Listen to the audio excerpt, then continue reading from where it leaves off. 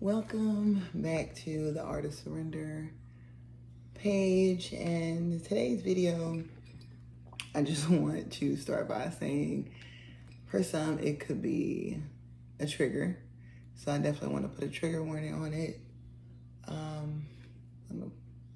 because this is going to bring up a lot, so.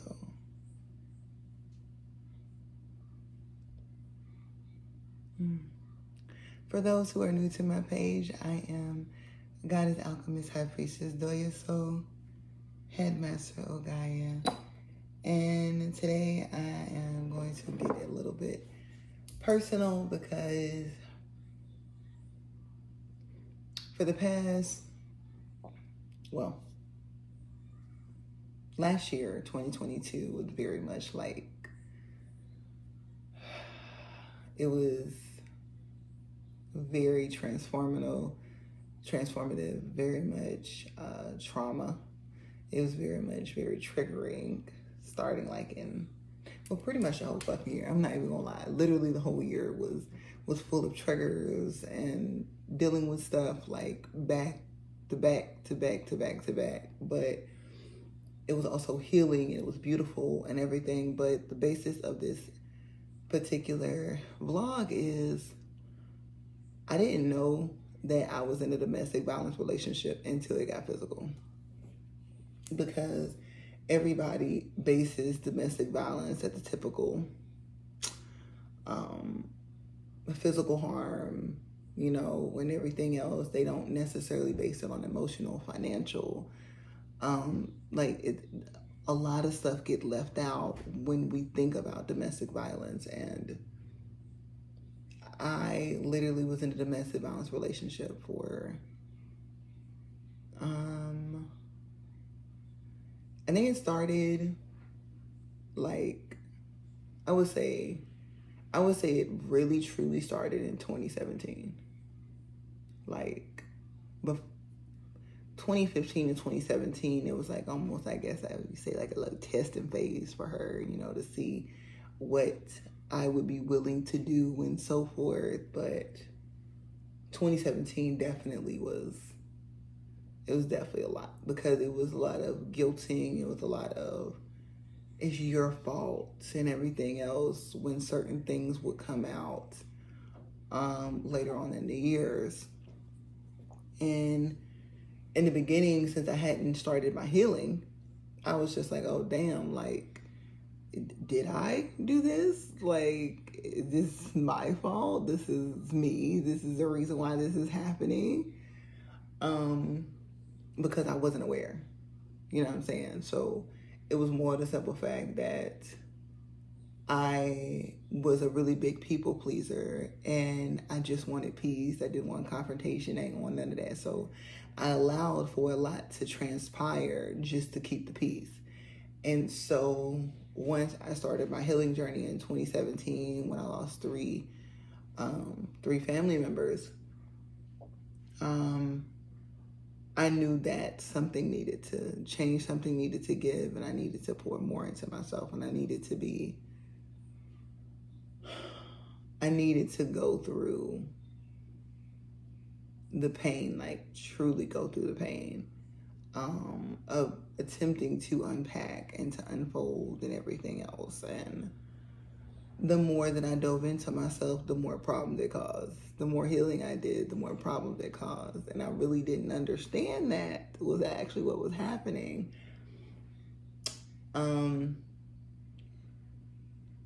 Until it got to the point to where I was literally questioning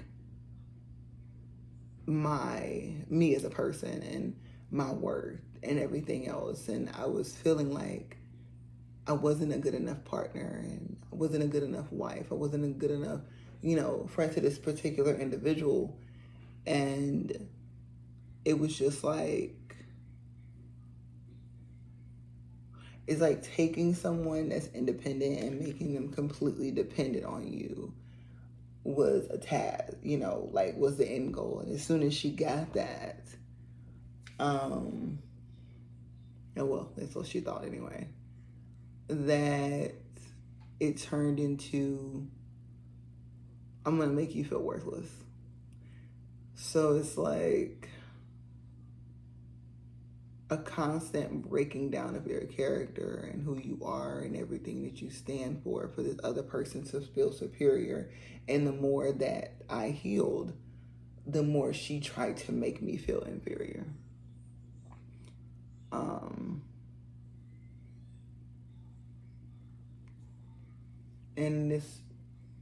And I'm gonna try to keep it as brief as possible because I want to break this up into segments, like to actually go over what I actually endured, because it's a lot of people, since it doesn't look textbook how they deem it to be, then in their eyes, that's not what it is.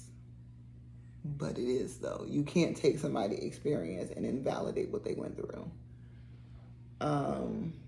But once it did become physical, I thought to myself, like, I understand why some people don't leave when it gets to that point. Because after it happened the first time, I didn't leave. And I made excuses for what happened, and like, y'all know I stood up for myself and everything else, but that's beside the fucking point. No one should put their hands on you or their mouth to make you feel worthless in the fact of if you make excuses for why you stick around.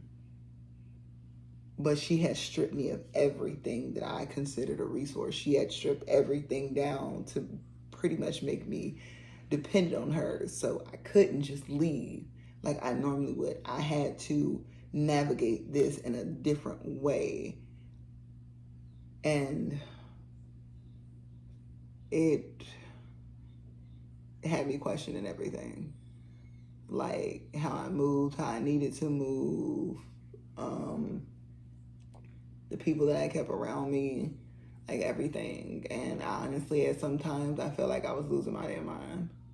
Because that literally was her goal, to make me feel like I was losing my mind, to make me feel like what I was diagnosed with was my personality and who I was. She used my health diagnosis from the trauma that I suffered when I was younger and the trauma that I suffered for my injury back in 2020 for the hospital as a means to push me over the edge. She wanted me to feel like I was crazy. And when she did put her hands on me, it was more the simple fact of, you made me mad, or I'm sorry, I couldn't help myself. And it's like, but you did this, and this is why I responded the way that I responded, and not taking accountability. What? So it's my fault that you decided that you was gonna try to choke the life out of me. That's my fault. I'm the reason why you chose to do that. Because you got caught up lying, and I found out you have been cheating for so many years, but it's my fault. Okay. Interesting. So it's just like with that, and it happened again, but it was more on a lesser degree, but it was still just terrorizing. It was doing minuscule things, realizing that the police and stuff, they only could get involved so much. So you only do just enough damage, but not too much. And when it did actually get to that point, which I'm gonna definitely have to do another video on, when it did get to that point, my response wasn't what she was expecting, because based on all of my diagnosis, I should just been helpless and I shouldn't have done anything, and just let you continue to do the things you know. So when I fought back, it became an issue. Like when I truly fought back, and when I actually decided to allow myself to be angry and allow myself to respond in a defensive way versus offense, because I could have responded differently, but I chose not to, because For me, it's about protecting myself. It's not about hurting you. It's about me protecting myself, because you literally was trying to push me over the edge, hurting my body, to put me in the hospital so I could be dependent on her again. So, if you know someone, or if you are someone that is going through a domestic violence situation, please get help. Talk to somebody. There are resources available.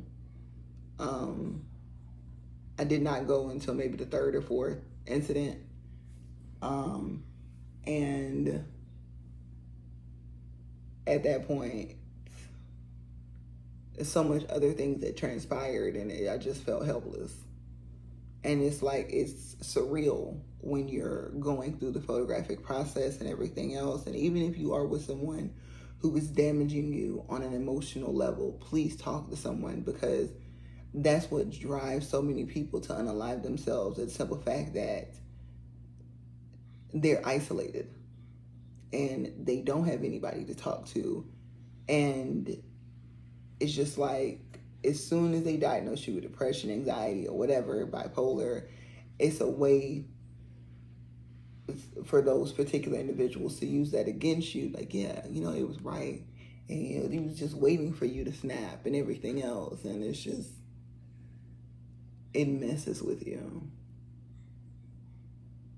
It messes with you. And it's painful.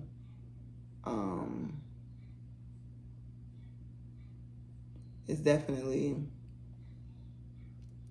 a lot still to unpack, because I'm still going through court and everything. And I do want to say that emotional, financial, everything is considered domestic abuse. So please, please, please, please, if you feel like it is damaging to your psyche and to where you want that it is physically putting you in harm, because I have a chronic condition and it sent me to the hospital twice. So please go to your commissioner, let them know what's going on. If you fear for your life and everything else, like, please get help. Put that restraining order down. And I know some people choose not to because they are children and everything else. If you feel like that's what's best for you, then that's what's best for you. But from experience, and had the fact that it has been a thing in my family for women to be dealing with domestic abuse more on a physical level, your children seeing you deal with that, whether that's verbal, physical, financial, whatever, to them it makes it seem like it's okay. To some, not all, but to some. And you saying is not for their betterment. But I do understand why. And because my sister was in domestic abuse relationships for over 14 years, so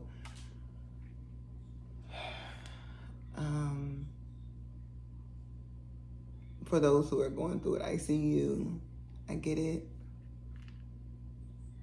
And yes, it is painful. It is trudging through everything to start over.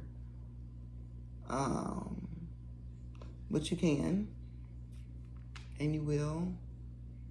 And whenever you decide to take that step, it's the right time. There's no, oh, I should have did it sooner, because we do it when we're ready, and when we're meant to do it. So please don't think of yourself as less because you haven't took the proper steps yet in regards to leaving, because everybody's situation is different.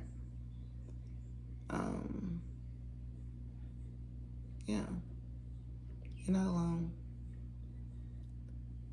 And I pray that you find the solace to take the steps. And I pray that you find the peace that you need and what you desire and what you deserve, because everybody deserves love, happiness, and joy. Nobody deserves to feel less than. No one deserves to be constantly hurt and belittled and made to feel like they are a minuscule fragment of the being that they are. You are beautiful, you are important, and you are worthy. Until next time, I don't know how many videos it's going to take for me to share my story, but I at least wanted to give,